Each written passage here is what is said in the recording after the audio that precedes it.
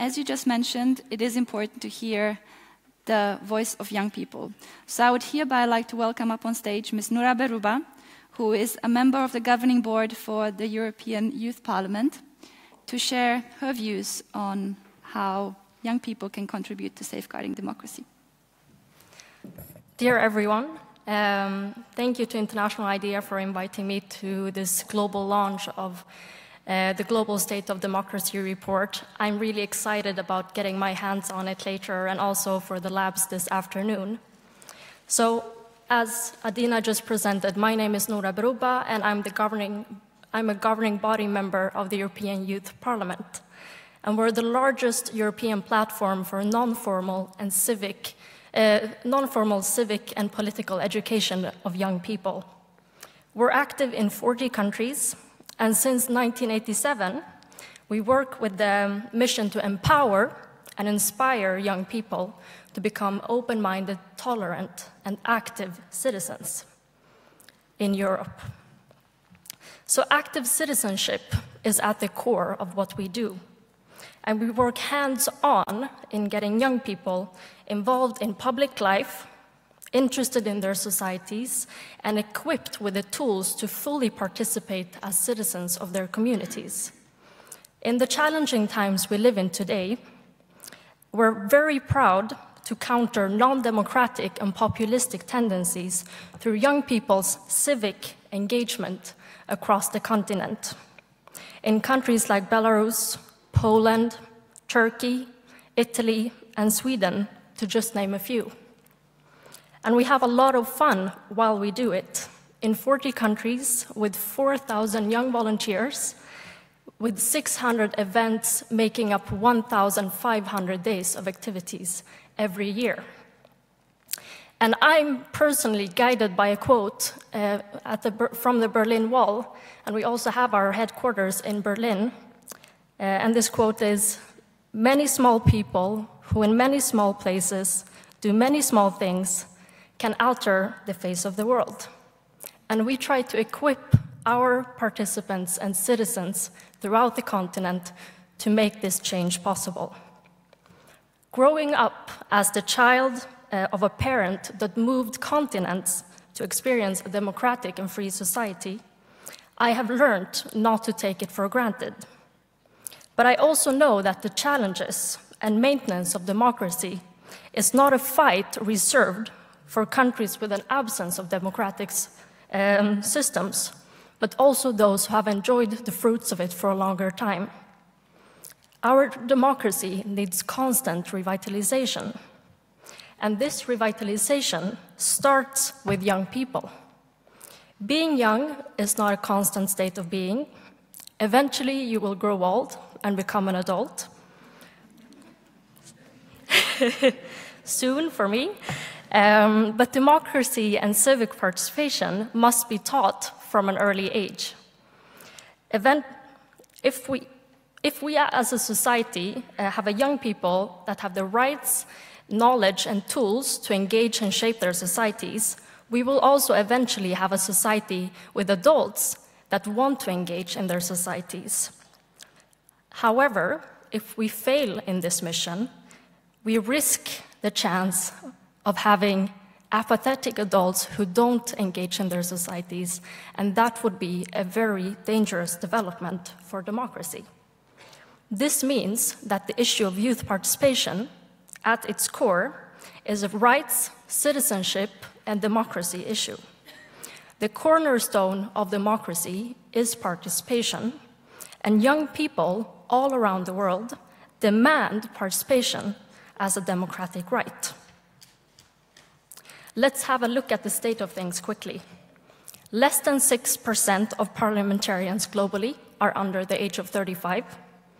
The average age of parliamentarians in the world is 53, and voter turnout among 18 to 25-year-olds is lower than in any other age group, and young people are less likely to join political parties.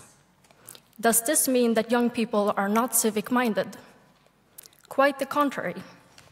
The Swedish political party's total membership is 251,000. Compare this to the National Council of Swedish Youth Organizations, who gather organized youth in 83 organizations with a total membership of 700,000, almost 3 times as many. Among the top 5 identity markers for girls in Sweden, you will find feminist, environmentalist, and anti-racist, 3 highly political traits. And young people are more frequently engaging in online discussions. The lack of interest in formal political processes stems from 2 things. It's not appealing enough, and it's not accessible enough. So how do we harness this participation that we're already seeing? How do we channel it into the formal political processes? In short, I would say this. Young people should not only be part of changing government, they should also be part of changing governance. This means that we need to see the participation that young people have today and kind of adapt that to the political party systems that we have. If we limit ourselves to the issue of young people's participation in formal political processes, I would like to focus on 2 perspectives.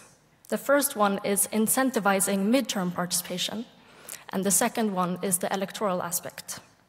Citizens just don't wake up on election day knowing what to vote for, incentivized and informed to make a decision. It's a process that needs to begin much earlier. Navigating the political landscape is becoming increasingly difficult. To make a well-thought-through decision, you need to be well-versed on both European, national, and local politics. No other generation has had to deal with so many layers of governance, so how can we be surprised that it's a daunting task for people to go to the polls?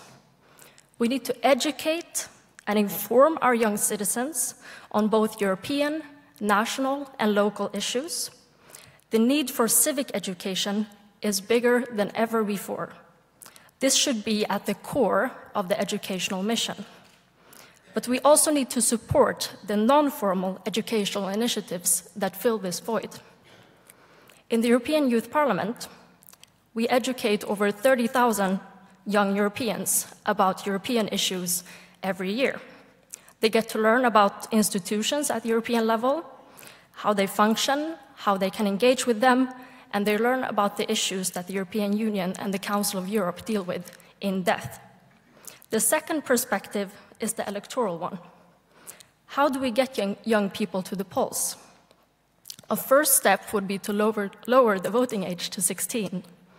Studies have shown that decreasing voting age to 16 would increase voter turnout in first and second-time voters. Trials have been made in many countries with success. Austria has been championing this initiative for many years.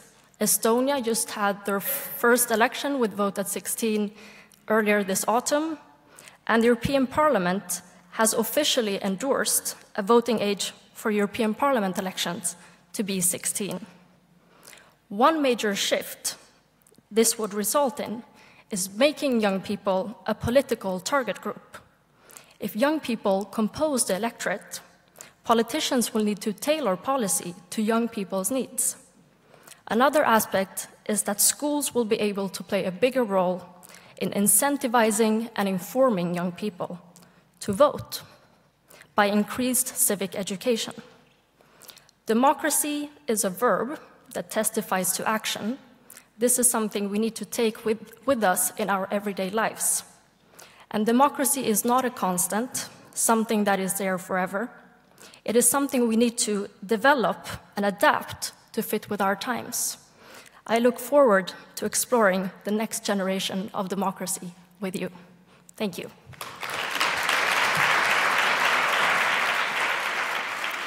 Fantastiskt.